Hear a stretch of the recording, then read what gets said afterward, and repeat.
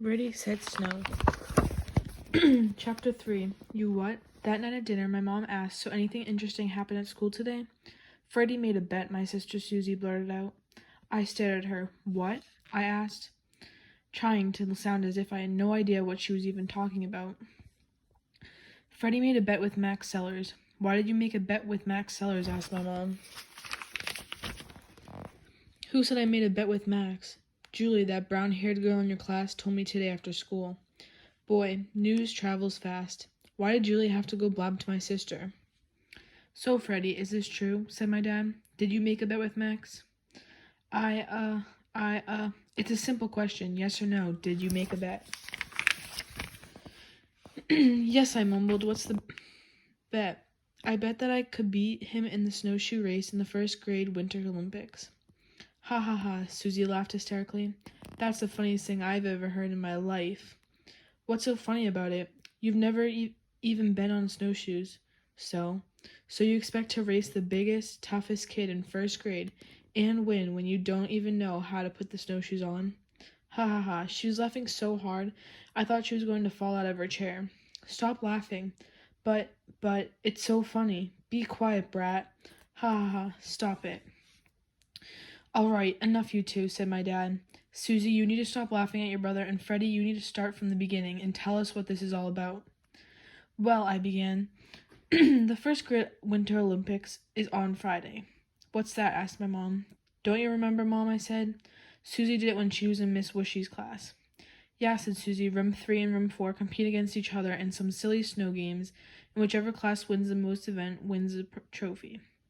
Oh, yes, I remember now, said my dad. When you were in Miss Wishy's class, you did the snowball stacking game. Yep. How many snowballs did you stack before they fell over? I stacked 11 snowballs. Wow, I said, that's a lot. I thought for sure I was going to win, but then Danny Klein from room 4 stacked 12 and won. So, Freddie, said my mom, why didn't you sign up for snowball stacking? I'm sure Susie would have helped you practice that. I was going to, but then Max started teasing me at lunch. It seems like that's all that boy ever does, said my mom. You can say that again, I said. Anyway, he kept laughing at me and calling me a wimp. Why don't you just ignore him, honey? I was trying to, but Jesse was really mad that he kept teasing me. When he bragged that he was better at snowshoeing than I was, Jesse told him that I could beat him any day. I tried to tell her that I have never been on snowshoes, but she just kept right on talking. So now what are you going to do? I don't have a choice. I have to learn how to snowshoe in 3 days, or I'll never be able to show my face again at school. How are you going to do that, genius? Said Susie. You don't even own a pair of snowshoes. Robbie said I could borrow his, and he and Jesse are going to come over after school tomorrow and teach me. That's very nice of them to do that. Ugh, I groaned, putting my face in my hands. I'm never going to be able to learn in 3 days. Just then, my elbow slipped, and my face fell on my plate. Again, Susie started laughing hysterically. Ha ha ha ha ha. My mom rushed over and pulled my head out of my plate. Oh my goodness, Freddie, look at you. My face was covered in mashed potatoes and gravy, and there were little pieces of corn stuck in my hair. Stay right there, don't move. I'm going to get something to wash you off. I scraped some of the mashed potatoes off my cheek and licked my finger. It still tastes pretty good. Ew, that's gross, Susie whined. What's gross? Said my mom as she returned to the table carrying a sponge and paper towels. Freddie just ate some mashed potatoes off his face.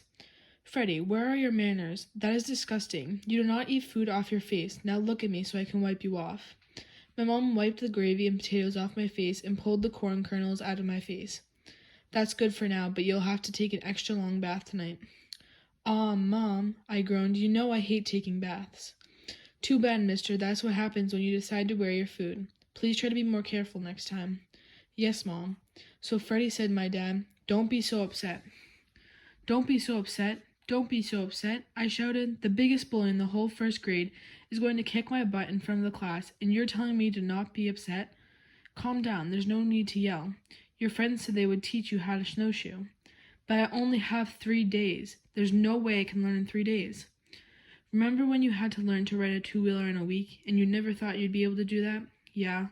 Well, you did, didn't you? And not only did you learn to ride, you rode more laps than Max did that day. I guess so. You can learn anything as long as you set your mind to it. I don't know, Dad, I said, shaking my head. I just don't know. Chapter 4, Training. The next day after school, Robbie and Jessie came over to teach me how to snowshoe. Before we headed outside, we stopped in the kitchen for a snack. Hi, Mom. It sure smells good in here. Hi, Miss Thresher. Whatever you made smells amazing, said Robbie. Jessie's eyes got big and wide. Are those homemade brownies? Yes, they are, said my mom. I thought you might need some extra energy for your training session today, so I made you a special treat. These brownies are delicious, Miss Thresher, Robbie said, taking a big bite. Thank you, Robbie. Yeah, they are yummy, agreed Jessie, licking her lips. Well, I think it's very sweet of both of you to help Freddie learn how to snowshoe. Freddie, you are lucky to have such nice friends. It's no problem, said Robbie. I brought my snowshoes for Freddie to borrow, and Jessie's going to help him with his speed. Jessie is probably the fastest kid in the whole school, I said. I don't think the whole school, Jessie said, laughing. Well, you're faster than anybody in the whole first grade. We each shoved another brownie in our mouths and gulped down a glass of milk. Okay, Freddie. Ready to go? Asked Jessie. I guess I'm as ready as I'll ever be. It's cold out there today, kids, said my mom, so bundle up. Freddie, do you want to wear your snow pants? Snow pants? I don't really plan on getting my pants wet. But what if you fall down? Fall down? I don't plan on falling down, Mom. I'm not going skiing. It's up to you. Just make sure you keep your mittens on. I don't want your fingers to get too cold. Sure thing, Mom. Come on, guys, let's get started. We put on our snow boots, Robbie grabbed the snowshoes, and we headed outside. Brr, it's cold out today, I said, shivering. I breathed out a puff of air. Hey, look, you can see my breath. It looks like dragon smoke, said Robbie. Do you think there really are dragons? Asked Jessie. There's no scientific evidence, Robbie explained. Robbie knows everything about everything. He's like a science genius. They're just made-up creatures from stories. That's too bad, because I'd love to see a real one, Jessie said. Enough about dragons, said Robbie.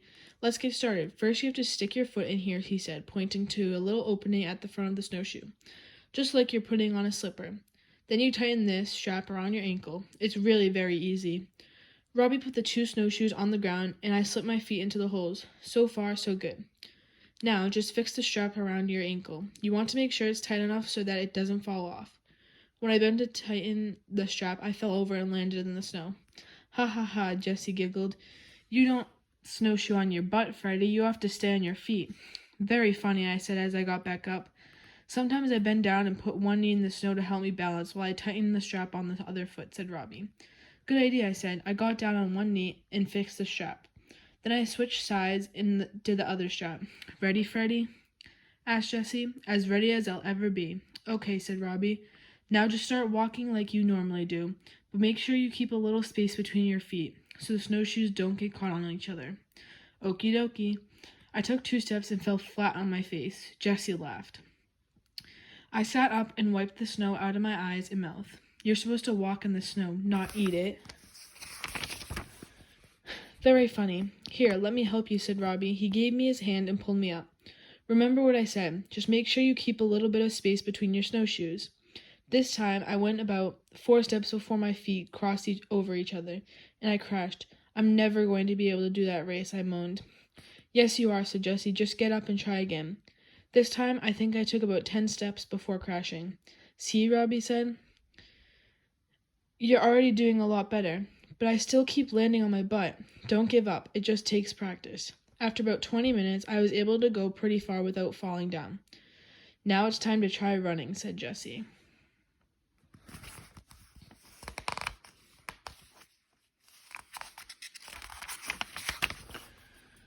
Running? Are you crazy? I can't run in these things. Yes, you can, Freddie. You just lift your feet up a little more than you usually do when you run. Like this. Watch me. Jessie ran once around the yard. Now you try. To my surprise, running was actually a little easier than walking. You're doing great, said Robbie. Don't stop. Keep going. I almost made it once around the yard before I fell on my back. Jessie and Robbie came running over. Are you all right? Yeah, I think so, but could you guys help me up? I think I'm stuck. They each took one of my hands and helped me up.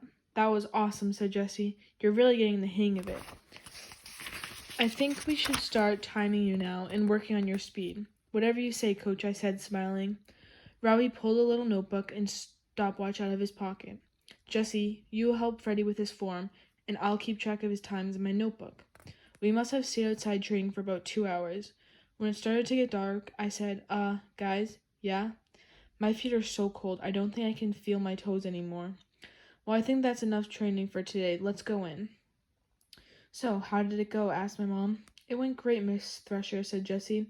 If we practice every afternoon this week, Freddie is going to win that race.